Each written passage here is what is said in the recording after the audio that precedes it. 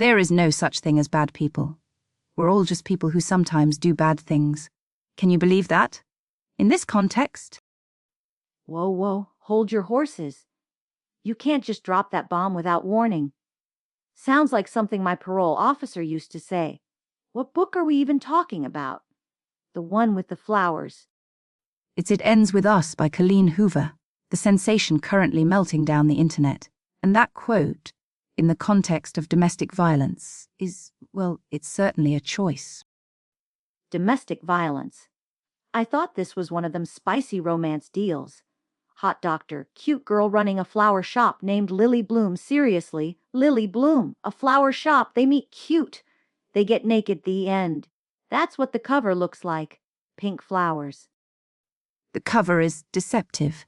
Much like the initial presentation of Ryle Kincaid, the neurosurgeon, he's charming, successful, ripped from the pages of, well, frankly, pages I usually avoid. Hey, don't knock the hot doctor trope. Chicks dig it. And guys, well, guys want to be the hot doctor. He sounds all right to me. Maybe a little intense. Takes pictures of her sleeping. That's a bit weird. But passionate, right? Like that time I accidentally set my ex's lawn gnome on fire. Passion.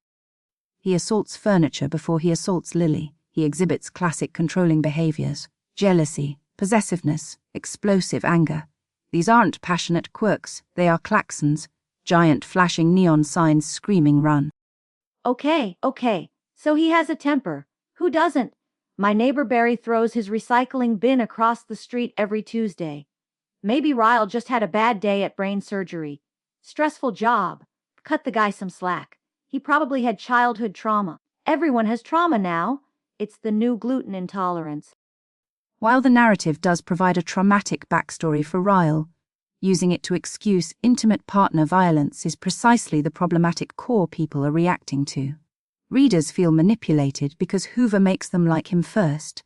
They find themselves empathizing with, even rooting for an abuser.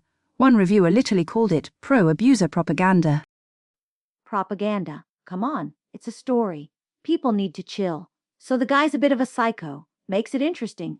Better than Mr. Perfect showing up out of nowhere. What's his name? Atlas.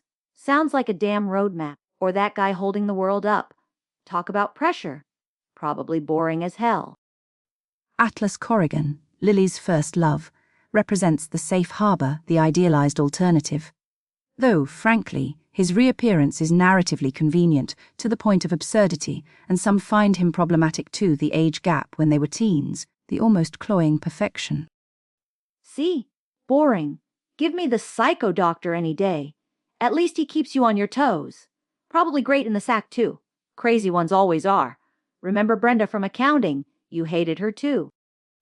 We are not discussing Brenda from accounting, or your inexplicable defense of 50 Shades, which this book, despite its flaws, has more substance than. The point is, the characterization of Ryle is designed to provoke conflict in the reader.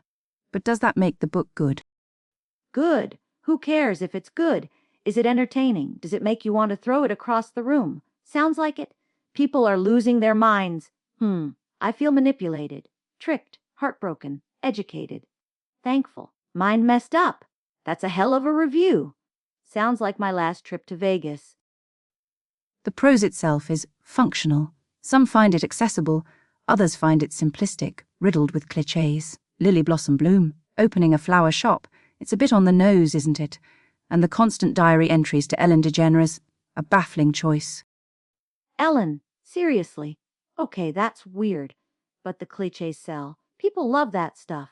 Like that quote, 15 seconds. That's all it takes to completely change everything about a person. Deep. Sounds like something you'd see on a cat poster. But, with hitting. That quote refers to the first time Ryle hits Lily. It's a pivotal, horrifying moment. And the book does tackle a difficult subject, drawing from the author's own family history, which adds a layer of gravity. Many readers feel seen, validated. So it's like, important, like eating your vegetables. But the vegetables might punch you in the face. I don't know. First, I thought Ryle sounded kind of cool, misunderstood, But the more you talk, the more he sounds like a real piece of work, like total garbage person. Forget Barry. This guy's worse than my brother-in-law trying to explain crypto. Did you just change your opinion mid-rant? Yeah, well, hearing it all laid out, hitting women isn't cool, even if you are a hot doctor. So, okay, Ryle's trash. But maybe the book's good because it makes you hate him so much. Makes you think? It certainly forces a conversation, but the execution, if Ryle were a sandwich, what would he be? Ooh, good one. He'd be like one of those fancy paninis on artisanal bread. Looks amazing, smells incredible.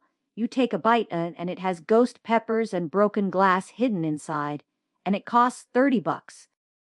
That's disturbingly accurate. So, final verdict, is this a must-read or a must-burn? Ah, you know the drill. Time for the rating. I give it ends with us. 4 out of 5 suddenly appearing ex-boyfriends. It's messed up. It's weird. People yell about it, kind of like this show. I suppose, for its cultural impact and the discussions it ignites, however clumsily, I give it a deeply conflicted 6 out of 10 coupés. Read it, argue about it, but maybe have your therapist on speed dial. All right, folks. That's all the highbrow, lowbrow chaos we have time for today. Tune in next week when we tackle a real mind bender, My Hamster, My Guru, A Guide to Existential Rodentism. Seriously. I need a drink. You've been listening to Heartbook Radio. Try not to throw your radio across the room.